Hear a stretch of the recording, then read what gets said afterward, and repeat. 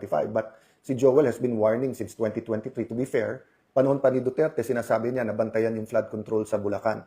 So, what is the state of the nation? Remember when President Marcos Sr. was elected, he was very, very popular. No? I think he still is one of the greatest orators of the Philippines. And he knew our culture. Alam niya yung damdamin ng Pilipino eh.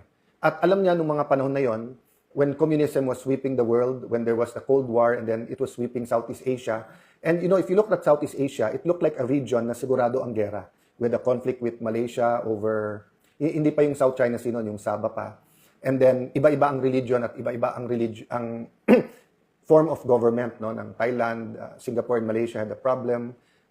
Thailand had a problem with its neighbors, di ba? Kaya kung hindi nga nagkaroon ng ASEAN, maaring naging war-torn ang ASEAN countries. But my point is, nagamit yung fear of communism, and then because from number 2 in the world sa ekonomiya, we were number 2, number 1 ang Japan sa region natin sa Asia, number 2 ang Pilipinas, then suddenly number 2, number 3 tayo sa bottom, di ba? After by the time na mag-EDSA revolution na. But the point is, ginamit yung economic crisis, ginamit yung class war, di ba? Yung oligarchs, yung control